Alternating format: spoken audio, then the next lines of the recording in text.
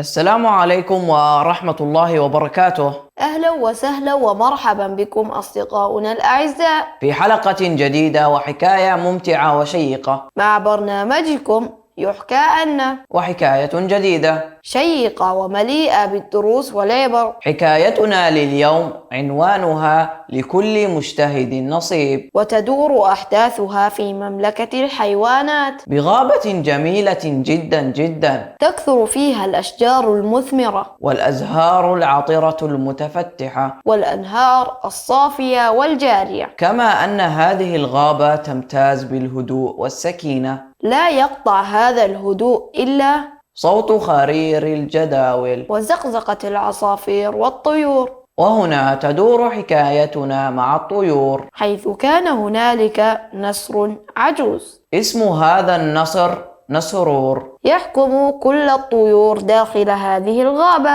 وكان الجميع يسمع كلامه، وينفذ أوامره وقراراته، حيث كان حكيما وعادلا. وكل الطيور تكن له الاحترام والتقدير. وفي يوم من الأيام أخبر نسرور أحد مستشاريه بأمر مهم، طلب منه استدعاء كل الطيور في الغابة، وفعلا لم تمر مدة طويلة حتى كان الجميع يلتف حوله. حول ملك الطيور نسرور، وبعد أن تأكد من اكتمال العدد بدأ في الحديث لهم، وقال بصوت خافت: مرحبا بكم جميعا. ثم أضاف: أيتها الطيور، كما تلاحظون فقد كبر سني وضعف جسمي، والعمر يمضي بي إلى أواخره، فهذه سنة الله في كونه، لذا حان الوقت بالنسبة لي لكي أختار أحدكم حتى يكون خليفة لي، يحكمكم من بعدي، يحكم بالعدل ولا يظلم فيكم أحدا،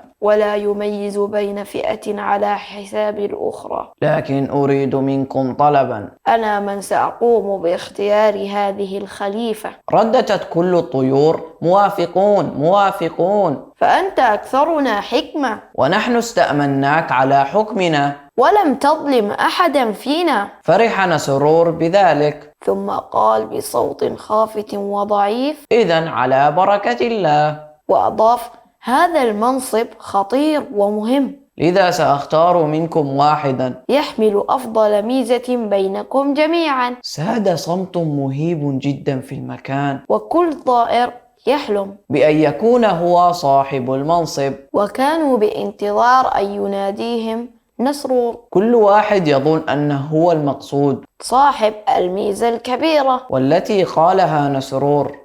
لكن انقطع حلم الجميع عندما تحدث نسرور مجددا، وقال بصوته الخافت نفسه: لن أختار الآن يا أصدقاء. استغربت كل الطيور، وبدأوا يتساءلون فيما بينهم، إلا أن نسرور لم يعطيهم فرصة، حيث واصل في حديثه: سأختار بعد يومين من الآن. لذا على الجميع الانصراف الآن. ثم التجمع في نفس المكان بعد يومان. وفعلا انفض الجميع سريعا، وكل واحد من الطيور يمني نفسه بالمنصب، يمني نفسه بالمنصب. ترى يا أصدقاء ما الذي استحق؟ وما هي الميزة التي قال عنها نسرور؟ ستعرفون كل ذلك، لكن بعد الفاصل.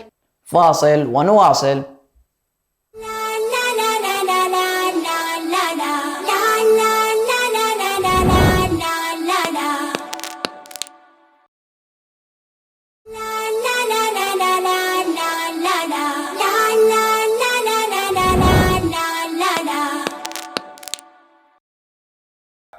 أهلا وسهلا ومرحبا بكم يا أصدقاء. عدنا لكم بعد الفاصل لنواصل لكم في حكاية اليوم مع الدروس والعبر المفيدة. وكما ذكرنا يا أصدقاء في بداية الحلقة، فعنوان الحلقة هو لكل مجتهد نصيب. أين توقفنا قبل الفاصل يا عبد السلام؟ توقفنا يا موفق مع قرار الملك نسرور، صحيح، والذي طلب من الطيور مهلة وهي عبارة عن يومين قبل اختيار من سيكون خليفة. وقد حلم الجميع بالمنصب، فانصرف كل طائر وهو موقن بأنه الخليفة المقصود. سأل أحد المستشارين نسرور: كيف ستختار خليفتك يا سيدي؟ رد عليه نسرور: سترى ذلك. سنقوم بجولة على كل المملكة، وسنراقبهم من بعيد. ثم بعد ذلك سنختار من يكون خليفتي. وفعلا قام مسرور بعمل جولة في كل الغابة، لكن لم يسمح للطيور بمشاهدته، وبينما هو في جولته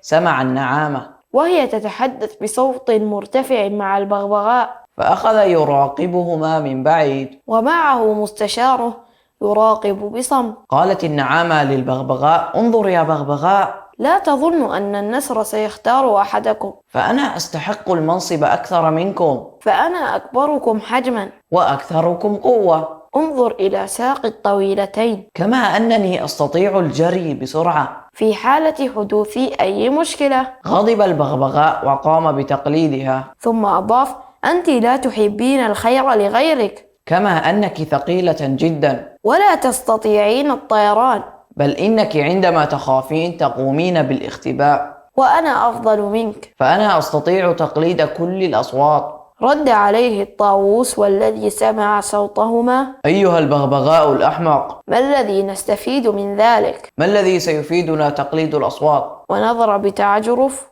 انظر إلي، لا بد للخليفة أن يكون جميلا، حسن المظهر وجذاب، وكل هذه الصفات موجودة فيني، أنا من يستحق هذا المنصب. وبلا منازع أو منافس منكم. اقترب منه البلبل وقال: بل أنا الأجدر بالمنصب، فأنا صاحب أجمل صوت في هذه الغابة جميعها.